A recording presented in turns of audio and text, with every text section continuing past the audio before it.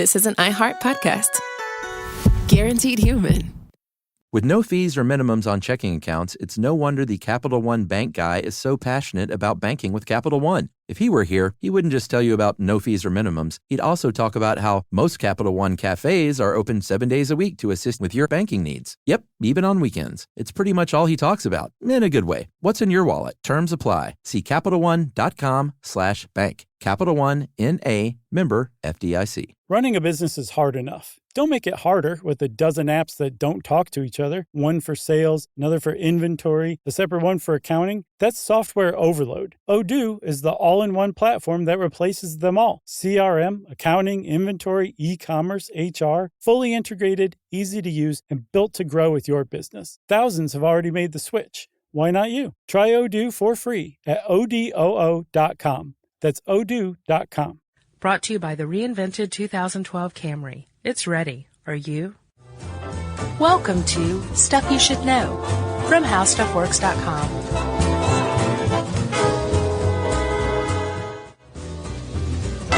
Hey, and welcome to the podcast. I'm Josh Clark. With me, as always, is Charles W. Chuck Bryant. That makes this Stuff You Should Know, the podcast. If you didn't know.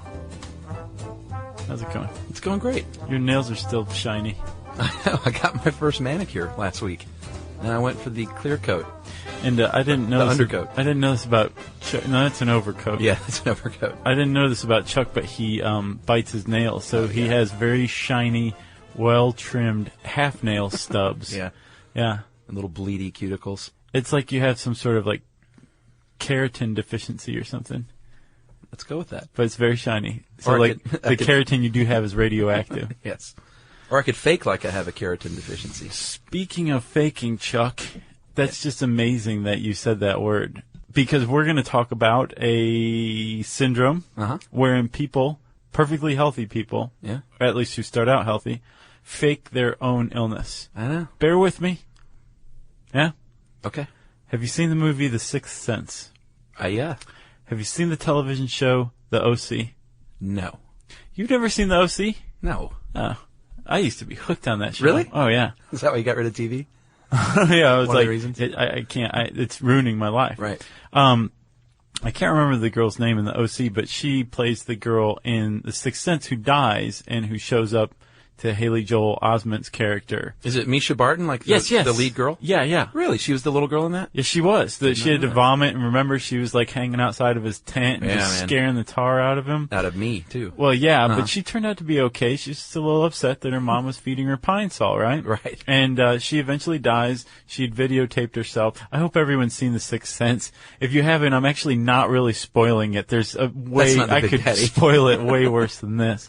But she videotapes her mother poisoning her soup with Pine Sol, and her mom is outed for having what's called Munchausen's by proxy.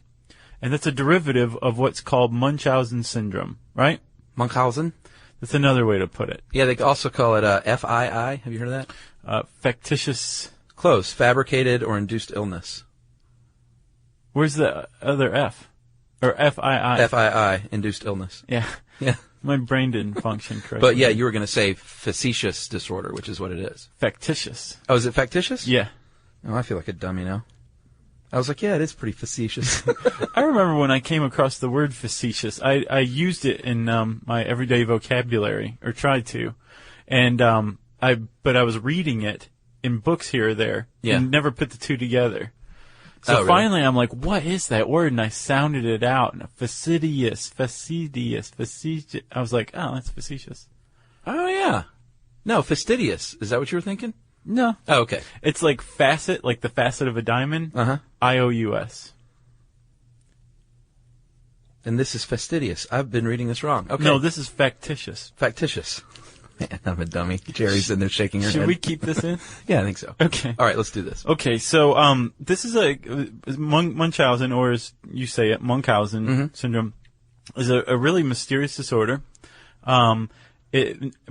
People imagine it's extremely rare, but we have no idea how prevalent it is, because one of the hallmark characteristics of Munchausen syndrome is dishonesty. Yeah. Right? Like, you don't want to admit you have it. That's the whole point. No, and to define it, it's where somebody who is not ill either fakes an illness or makes themselves intentionally ill in order to be able to go seek medical care and or sympathy and empathy from friends, neighbors, relatives for, having an illness inflicted upon them. Yeah. It's like Fight Club. Remember? The tourists. Ed Norton and Helena Bonham Carter visit support groups for illnesses to get attention and feel a part of a club, I guess. Right. Exactly. And that's actually, there's a new thing called Munchausen by internet. Yeah, that's a big one. And that's like a new deal where you go online to online support groups and feign being sick just to feel like you're fitting in, I guess. Right. And it's really sad. It is sad, but as we'll figure out, Munchausen by internet is actually kind of it provides somewhat less harmful succor to people who need that, right? So you're still feeding this pathological illness. It's not as mental dangerous, illness, sure, I get it. But mentally it's just as dangerous. Physically it's not. Right. Because you're getting what you want, what you crave, what you need, which is that attention. Right. And that sympathy. But you're not having to, inject gasoline to get it. And you're not going to the doctors, and you're not running up insurance premiums that shouldn't be there, and all that bad stuff that happens with the real Munchausen. Well, let's talk about the history of this. Well, 1951, I think, was when it was first described by Richard Asher in The Lancet. Right, that's when it first got its name. Oh, okay. I read somewhere that there's biblical accounts of people like basically doing harm to themselves to get attention. Yeah. Well, I don't want to say it makes sense, but it makes sense that it goes back that long, because what better way, if you're very lonely, than to get people to feel sorry for you than to jump in a wheelchair all of a sudden or something. Right. A prehistoric wheelchair. Exactly. Or at least a yeah. So he named it in The Lancet, and he named it after, of course, Baron von Munchausen, who was the 18th century German military man who apparently went off to fight the Russians. The Turks, and came back with all these fanciful stories that people thought were largely probably made up to get attention. Right. And there's this Munchausen Appreciation Society who actually like the guy and like the tales. And they've been able to pin 3 tales to the actual Baron Munchausen. Oh, really? But there's whole books of what he supposedly, these tales he supposedly told. And then Terry Gilliam got a hold of him. Well, yeah, of course, we'll be remiss without saying that former Monty Python alum made that great movie. Did you see it? Yeah, The Adventures of Baron Munchausen. I've not seen it. It was good. It seemed good. I think it was Uma Thurman's first role, if I'm not mistaken. Was she in it? Yeah. That's very neat. Very young Uma. From The Adventures of Baron Munchausen to Supermom? My Super Ex-Girlfriend? Yeah, what was the one where she's a mom, though? It came out even more recently. I don't know. She's been in a bit of a tailspin lately. We like Uma, though. Uma and Oprah. Oh, that's a classic bit. We should probably get back to the serious timber. Yes, we should point out that it is not hypochondria, because hypochondriacs actually believe that they're sick. Right. And people with Munchausen disorder, they know they're not sick. They're trying to pretend that they're sick. Right. There's another, I don't know if you call it a disorder, there's another state of mind that someone can be in called malingering. And that's where you pretend to be sick either for financial gain or to get out of work, like maybe from Arrested Development, when she had that alter ego who was wheelchair bound and raised a bunch of contributions for her. Yeah. I think everyone's malingered at one point or another, if it's to get out of work. Right. I guess even just sending an email yeah, that's malingering. Yeah. Huh. In fact, the next time I do that, I'm going to just put in the subject line malingering and see if anyone even notices what that means. That's way worse than, or it sounds way worse than playing hooky. Yeah. Malingering. Right. Sounds like you're defrauding somebody. So why would someone do this? Well, there's a lot of reasons. The underlying part of the disorder is that it's psychological, they believe, right? Right. It's a part of a personality disorder, and there's a number of risk factors that people who have Munchausen syndrome tend to exhibit, like they either lost a parent while they were young, or they were abandoned by a parent. It's another big one. Yeah. They may have had some sort of prolonged childhood illness. Yeah. Is one. Some are wannabe doctors and nurses. Yes. Yes. They couldn't get a job in the medical profession, or never wanted to try hard enough because it's kind of hard to do that. Sure. It's easier to just, hurt yourself. Fake it before you make it. And then you've got sexual, physical, emotional abuse. Yeah. This provides some sort of outlet. It's really the easiest way to understand it is these people who need attention, who need to be taken care of, right, who just need more than they're willing to ask for overtly, right, have found an easy street between where they are and where they need to be as far as attention goes. Well, it's interesting you say that because they do point out passive-aggressive personality, and a lot of these people, if you could just teach them, if you need more support and love, then you should be able to ask for that. But this is like the ultimate in passive-aggressive, I think. Right, exactly. So when you're addressing Munchausen syndrome, you would usually treat it like you would depression or anxiety, right, and just kind of approach it from that route. Sure. And I imagine probably as well as using cognitive behavioral therapy, where it's like, no, don't do that anymore. Don't eat that salt. Snap the rubber band on your wrist. And right, exactly. Remind yourself. Wrist if you're lucky. What else are we talking about, Chuck? Oh, some more defining characteristics. Usually people who have Munchausen syndrome are young or middle-aged, although there is a record of a guy who was pretty much a Munchausen patient his whole life. He became famous. Oh, yeah? Yeah. Yeah, we're going to get to him right. That was is that the cherry? Nod, yeah. And then so what do they do? I mean, how do you feign illness? Well, this is where it gets really interesting because it goes anywhere from just lying, but it's not just a lie. It's usually very specific. Like they say that any symptom that can't be proven medically is what they'll usually use. And they always say it's very, very specific, like textbook symptom that they clearly read from a book. So they said, hey, if I say that I'm this, this, and this, right, then I can get this attention. But the problem is if these doctors use these same physician desk references, so they go look up this, this, and this, and they go, oh, well, it's probably this. Right. So I'm going to treat it with nitroglycerin. The problem is if you're faking these three symptoms and the nitroglycerin doesn't have any effect, that should raise some red flags for your, physician or nurse, yeah, right? Absolutely. That's a big problem with Munchausen syndrome is that eventually people are going to start to get suspicious. Right. Right? Yeah, and you're lying, too. So it's not like you can just hide behind your conviction. You're hiding behind a lie, which I think is much more stressful. Well, and they'll go even further. I mean, that's just the basic lies told. People will also physically inflict harm upon themselves. Everything from, this isn't really harm on yourself, but like heating up your thermometer. Right, tampering with stuff. Like Henry in E.T. Yeah, he clearly had Munchausen syndrome. Well, he was trying to get out of school, though, so he was really malingering. Oh, okay. To stay with E.T. Yeah. But that is something that they will do, injecting yourself with toxins, tainting your urine samples. Mm-hmm. Which you could use anything for that. I mean, even like a little salt in your urine will change things. Blood, if you put a little blood in your urine or your stool. Taking medications you shouldn't be taking? Yeah, or just poisoning yourself. Yeah. In any way, shape, or form. But apparently injecting is fairly common.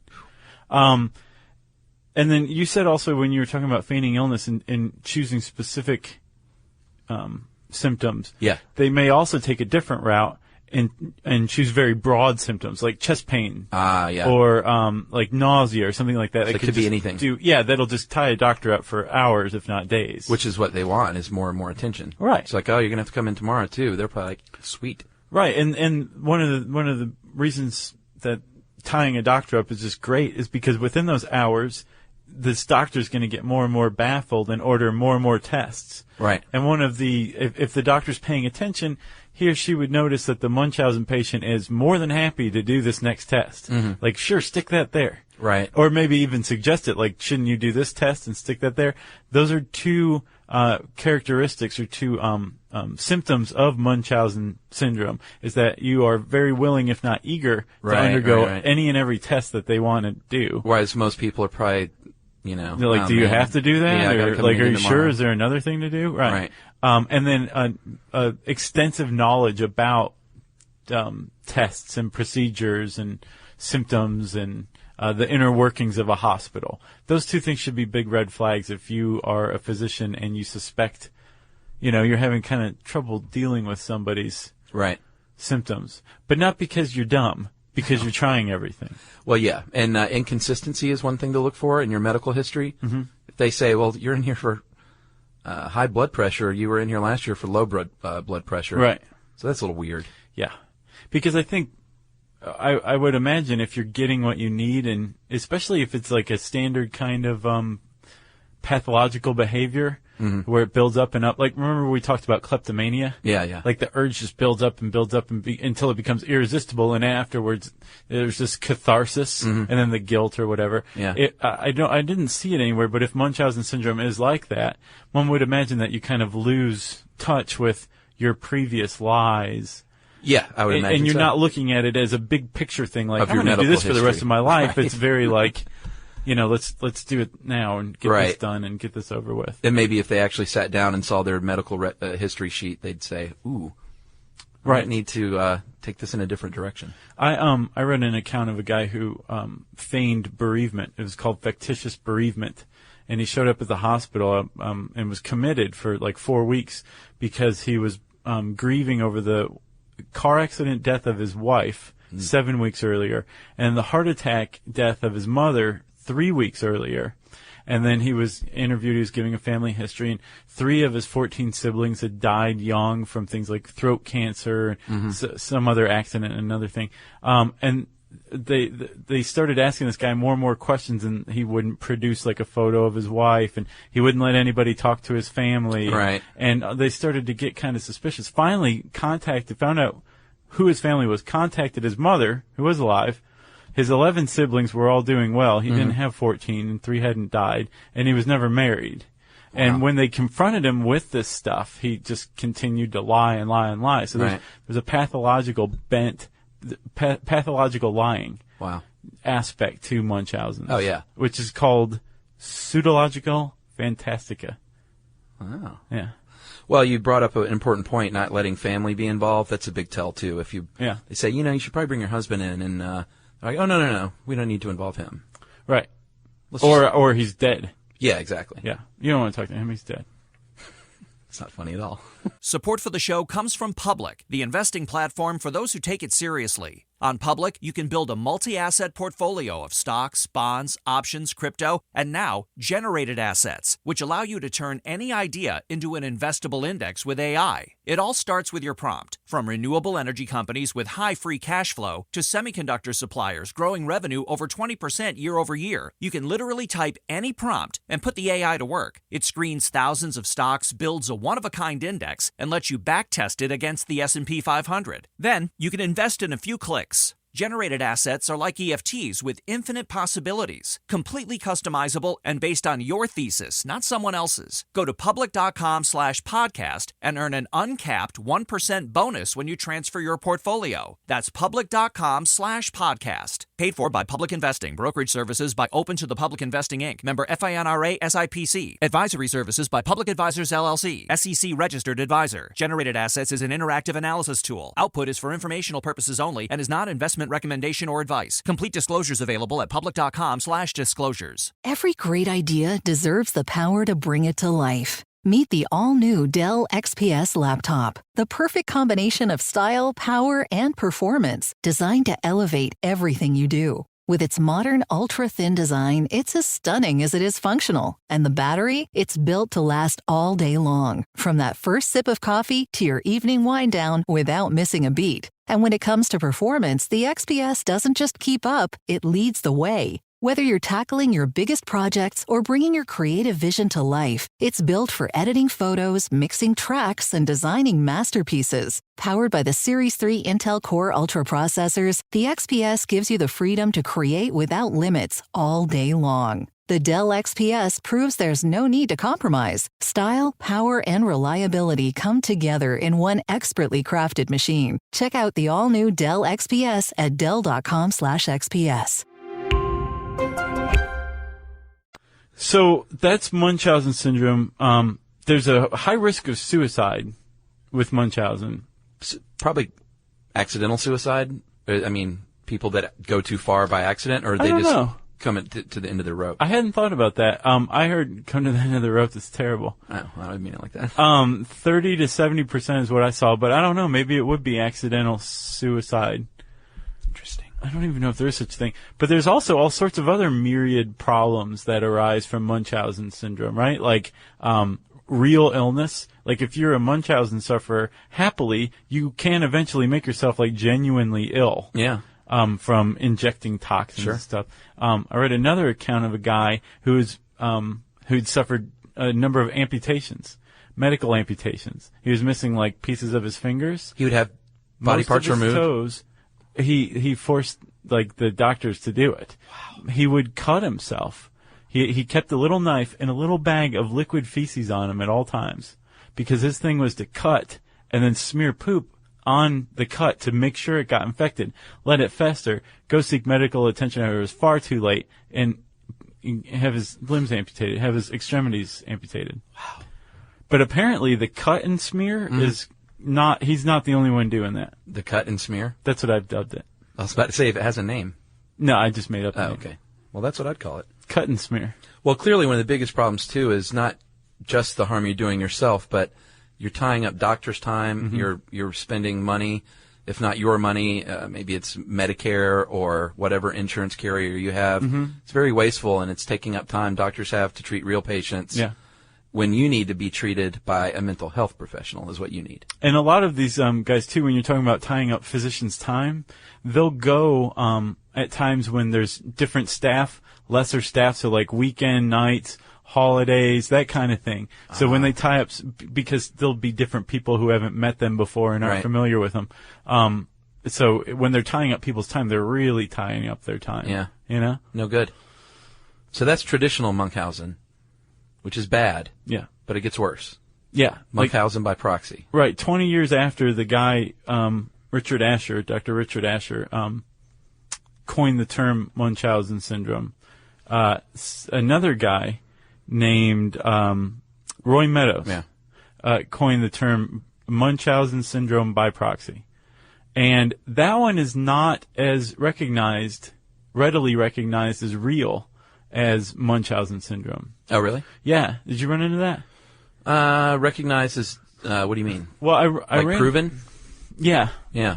Scientifically proven. I think the way that I'm seeing it is it's viewed by some as more like, remember the satanic worshiper hysteria of the 80s? It kind of falls into line with that. Although this is much more established than that is. Like, the AMA recognizes it, the American Psychological Association recognizes it. Right. But it's a lot more easily misconstrued than Munchausen syndrome is. Gotcha. Because there's another person who's being harmed. Yeah.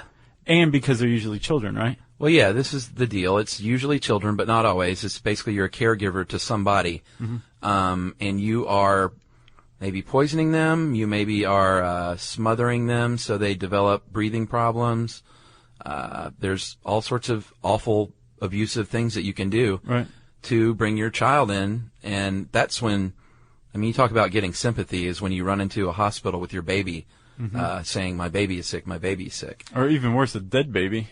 Yeah, and that happens, sadly, all the time. Well, the first two cases that the guy, Dr. Roy Meadows, described were, one of them was a dead kid, little 14-month-old Charles, whose mom had been feeding him salt. Yeah. And kept bringing him back to the hospital, and doctors had no idea what was going on, and eventually he died. The other one was a little girl, right? Yeah, her name was Kay, and she was 6, and she was admitted 12 times for a urinary tract infection, treated with all kinds of antibiotics, and none of them ever worked. And that's obviously the doctors were like, something's going on here. Yeah. Or at least Roy Meadow was. Well, he wrote a study about both of these cases, called it Munchausen by proxy, and just basically like changed everything. Yeah. I mean, he took this fairly obscure disease, and turned it into this huge, almost hysterical entity. Yeah. One of the problems is if you are suspected of this, at least in the States, and I think the UK is big on it too, but if you're suspected of this, all a physician has to do is say, call Family and Children's Services or whatever you call it in your county or state, and say, I think I have a Munchausen case here. Mm-hmm. A social worker comes, takes your kid, and then you go through the hoops to prove that you don't have it. Right. The burden of proof is on the parent who's been accused. Yeah, this is a tricky one because we'll talk about this doctor. Well, we could talk about him right now. Southall? Yeah, Dr. David Southall in England. Very controversial guy who conducted some hidden video experiments, surveillance in the 90s, and in hospitals. So what he would do was he would videotape these parents inflicting harm on their kids for cases that they suspected it was Munchausen. Right. And in the end, he got 33 of these 39 suspected abusers were prosecuted. 23 were diagnosed with FII. And you think, well, that's awesome, but it's also like you're videotaping someone doing harm to a kid. Mm-hmm. It was very, very controversial, and this guy's been removed and put back on the list, the GMC, General Medical Council, which means you can practice medicine in England. Right. He's been on and off of this thing for years, and I think just this year he was finally reinstated again. Right, they finally said, we're not going to go after this guy anymore. Yeah, but tell about the big the documentary. Well, he accused these parents publicly of killing their two sons based on a TV documentary he saw on them. Yeah, well, the woman was already convicted of killing the sons. Right. And then he was watching the documentary and said, I think the husband, Stephen, was the guy. And then that was that. A huge inquisition was launched, and this guy's life was turned upside down. And there were a lot of accusations like that. I get the feeling from this guy that he was one of those, if you look for it, you're going to find it kind of guys. Right. Think about the prevalence in one hospital that he was able to document 33? 39 total that he was spying on. Yeah. 33 were prosecuted. He was able to document 33 cases of Munchausen by proxy. I mean, that means the prevalence is probably more than half of the global population suffers from Munchausen by proxy in that case, if that's the case. You know what I mean? Well, I thought these were special cases he was surveilling. No? I don't know. I don't think it was just random. Okay. Well, that would definitely change the ratio. But still. And thanks for that, but still. I don't even know what I meant by that. So if there are people also out there who question if Munchausen by proxy does exist. Oh, really? Yeah. Apparently, there's a lot of accusations that fly at parents of autistic kids. Ah. There's a sub-term that's been coined called Asperger's by proxy. Really? Yeah. And there's a lot of autistic parents who are like, oh, yeah, is that what you think? Oh, so not saying my kid is sick, ill with, no. physically ill, but my child has Asperger's? Yeah, and the physicians are like, no, your kid doesn't, it's you. You're doing this to him. Oh. You're developmentally delaying your kid for attention or whatever. Right. If it does exist, clearly the kid needs protection from the parent. This is the parent almost every time who's doing it. I think 98% of the time it's the mom. Yeah. But you're also running the risk of taking a kid away from, perfectly normal parents. Right. Right? And apparently the other big bone of contention is the people who make this diagnosis almost every time is a pediatrician. Right. Not a psychiatrist or a psychologist. All a pediatrician has to do is pick up the phone and say, I think I got a Munchausen case here, get over here. Right. Get this kid. Wow. Yeah. Well, it's important you said it's 98% of the time it's by the mother, and that's what is going on most times. The cases are all sort of the same, and there's a woman who's generally responsible for the stay-at-home parenting. Maybe the husband is not very involved in giving them enough attention, and one way to stop that in its tracks is to make your baby sick. Yeah. That's what happened with this one lady, Mary Beth Tinning. Mm-hmm. Between 72 and 85, all 9 of her children died. And she was very distraught and got lots and lots of sympathy. Mm-hmm. Was arrested in 86, and it turns out that she had smothered her children with a pillow. And then they asked the husband, and he said, quote, You have to trust your wife. She has her things to do, and as long as she gets them done, you don't ask questions.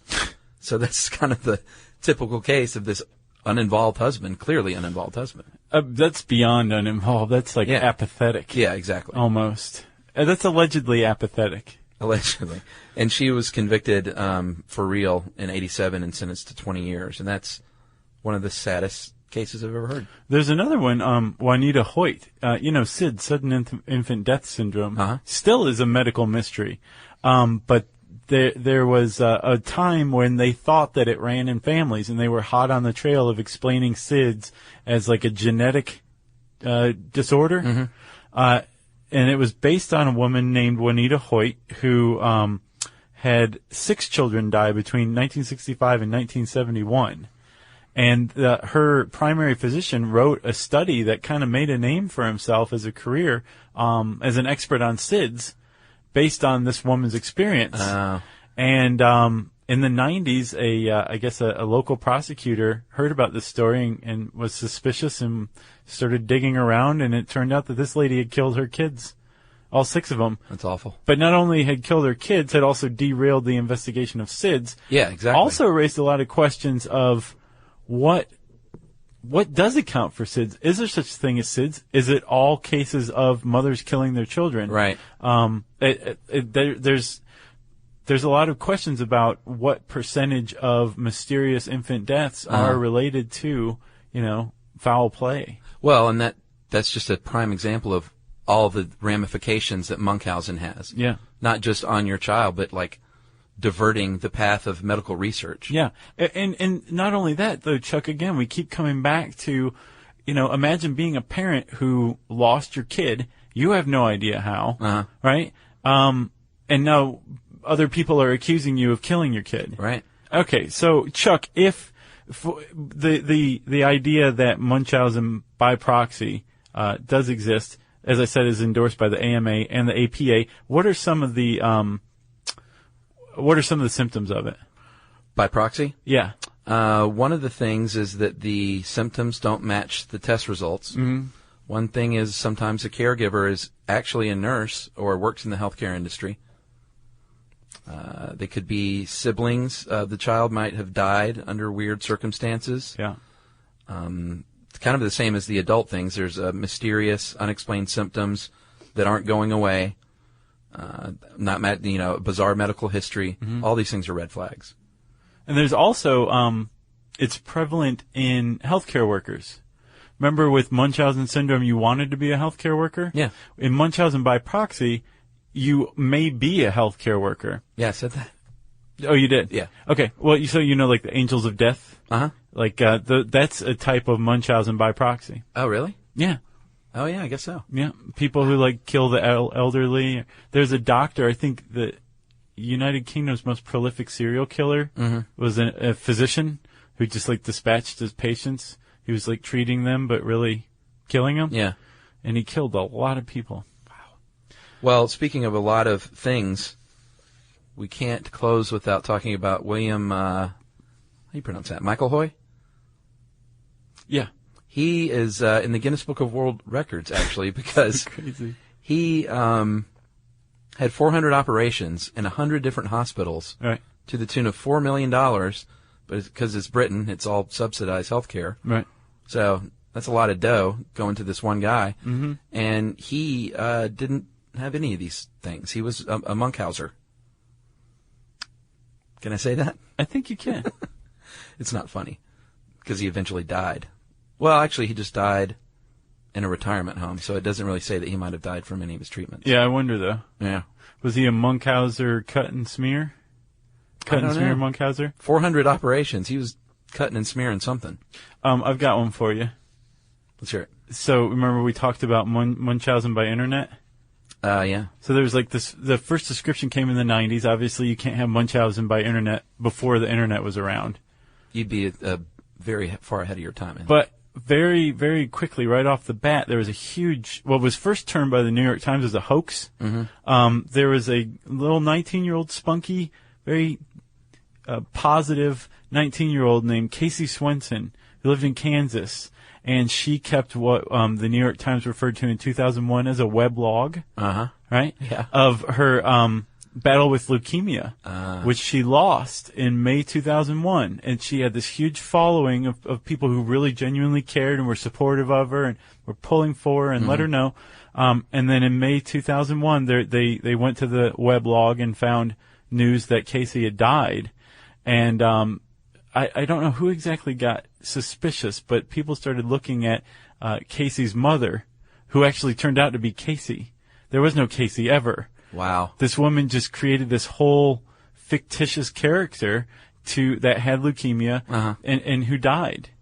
And received like cards and presents and flowers and condolences for a kid that never existed. You know, if I was going to fake something on the internet, I would fake that I'm awesome. Like I would make. What do you think we're doing right now? Well, I'd be exactly. I would be like the Walter Mitty style. I would just make up these awesome stories about myself. Yeah. But I mean, this is a real mental disorder. It's not. I'm not making light of that saying, No, "Well, you guys should just choose to be awesome instead of sick." Yeah. No. I'm not saying that. No, I don't think that. I sincerely hope no one took it like that. No, but you'd be surprised with these emails. Support for this show comes from Public, the investing platform for those who take it seriously. On Public, you can build a multi-asset portfolio of stocks, bonds, options, crypto, and now generated assets, which allow you to turn any idea into an investable index with AI. It all starts with your prompt, from renewable energy companies with high free cash flow to semiconductor suppliers growing revenue over 20% year over year. You can literally type any prompt and put the AI to work. It screens thousands of stocks, buys one-of-a-kind index, and lets you backtest it against the S&P 500. Then you can invest in a few clicks. Generated assets are like ETFs with infinite possibilities, completely customizable and based on your thesis, not someone else's. Go to public.com/SYSK and earn an uncapped 1% bonus when you transfer your portfolio. That's public.com/SYSK. Paid for by Public Investing. Brokerage services by Open to the Public Investing, Inc., member FINRA and SIPC. Advisory services by Public Advisors, LLC, SEC registered advisor. Generated Assets is an interactive analysis tool. Output is for informational purposes only and is not an investment recommendation or advice. Complete disclosures available at public.com/disclosures. Every great idea deserves the power to bring it to life. Meet the all-new Dell XPS laptop, the perfect combination of style, power, and performance, designed to elevate everything you do. With its modern, ultra-thin design, it's as stunning as it is functional. And the battery? It's built to last all day long, from that first sip of coffee to your evening wind down without missing a beat. And when it comes to performance, the XPS doesn't just keep up, it leads the way. Whether you're tackling your biggest projects or bringing your creative vision to life, it's built for editing photos, mixing tracks, and designing masterpieces. Powered by the Series 3 Intel Core Ultra processors, the XPS gives you the freedom to create without limits all day long. The Dell XPS proves there's no need to compromise. Style, power, and reliability come together in one expertly crafted machine. Check out the all-new Dell XPS at dell.com/XPS. And then lastly, I ran across a case of a double Munchausen case. Munchausen and Munchausen by proxy in the same mother-daughter duo.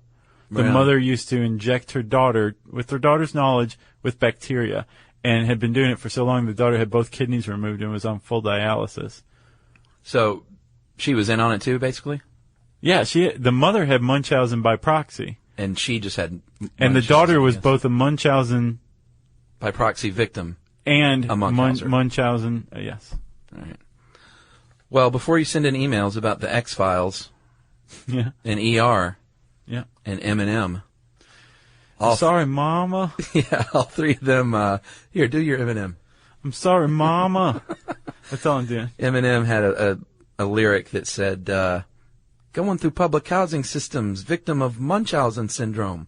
My whole life I was made to believe I was sick when I wasn't." And it was on the X-Files.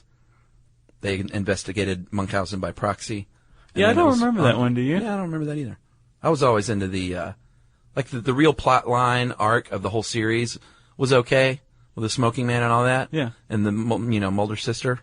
I liked how they mixed it up, though. But I liked the just standalone, like there's a shapeshifter in the forest. Right, or Ponce de Leon's men are still living in Florida because they discovered the fountain youth, but they turn into little invisible weirdos. I didn't watch that show at the time, but The standalone ones were like Scooby-Doo's.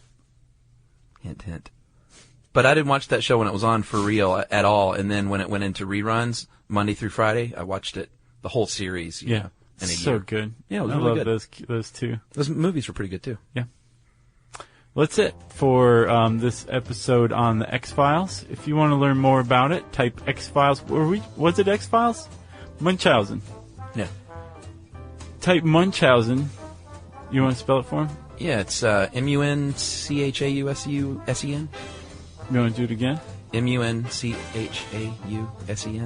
that Munchausen. Right? Yes. And I should have done a bell at the first one. Ding. Oh, because I missed it? Okay. You can type that into the search bar at howstuffworks.com to learn more about this mysterious and extremely fascinating disease. And until then, let's do some listener mail. Josh, this is maybe a weird listener mail to put at the end of this one. Are we doing it on this one? This is a very, very special listener mail. Okay. And everyone should listen to this one because it's pretty cool. Are we going to put a drum roll in at all? I think we should at some point. Okay.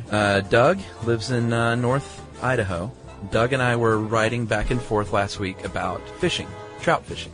Okay. I don't remember how it started, but it started. Okay. And I fish for trout here and there in North Georgia. It's sort of fun. I'm not like the hugest fisherman. Mm-hmm. And Doug is an avid, I think, fly fisherman. Okay. So we were just kind of chit-chatting, and he said that he and his girlfriend, Keena, she's now he got her hooked on the show. And he said, I know you'll never read this, and Keena's just making fun of me right now. Right. And I said, you tell Keena to shut it. That's not very nice. And he wrote back and said, she's laughing that we're emailing, and you said, shut it, and this is the best thing ever. And he said, but guys, her birthday is February 2nd, and I got a plan that I want to hatch. So right now, as you people are listening, I don't know about right this second, but over the next day on February 2nd, at some point, Doug is in his car. Uh-huh. He's with Keena right now. How's it going, Keena? And she's probably going, what's going on here? This is weird. She's laughing nervously. She's laughing nervously. She's maybe like trying the door handle to see if it's locked. But Doug is actually the one who is nervous because Doug has something very important to say, and that is Keena, he would like you to be his wife. He's asking you to marry him right now. We sort of are, but we're not marrying you. It's actually Doug. And this is a first for us. This is a marriage proposal. Right here on the show, somewhere in Idaho, Keena should hopefully have a ring on her finger at this point. Don't you think? What do we do if the answer is no? Yeah. I guess we'll hear from Doug. Yeah. We won't break it to people, though. I think we should go ahead on the premise that she says yes. All right. So, I mean, what else can we say? I can't believe we just said that. Yeah. Doug the trout fisherman is marrying Keena, and congratulations. Mazel tov. Again. Ta-da. Right. Yeah. So, I mean, where do we go from here? I don't know. It's like we should probably just like fade out with us wondering. I guess so. Send us an email, right? Yeah. Stuff Podcast, howstuffworks.com. Holy cow. For more on this and thousands of other topics, visit howstuffworks.com. To learn more about the podcast, click on the podcast icon in the upper right corner of our homepage. The How Stuff Works iPhone app has arrived. Download it today on iTunes. Brought to you by the reinvented 2012 Camry. It's ready. Are you? The NFL playoffs are here, and Wild Card Weekend powered by Verizon is in full swing. Man, it all comes down to this. The stakes are high, hopes are higher, and everything is on the line. My goodness! It's win or go home, and every moment counts on the road to Super Bowl 60. It's a touchdown! Wild Card Weekend powered by Verizon. Through Monday. Visit watch.nfl.com for the full schedule. These days, it seems like AI agents are just about everywhere you turn, every field and every function. But without identity, you can't trust they'll serve your business instead of jeopardizing it. Fortunately, Okta helps you get identity right by securing your AI agents' identities, giving you a single layer of control, a single standard of trust. So whether an AI agent supports a single user or your entire enterprise, with Okta, you'll turn risk into opportunity. Secure every agent. Secure any agent. Okta secures AI. This is an iHeart podcast. Guaranteed Human.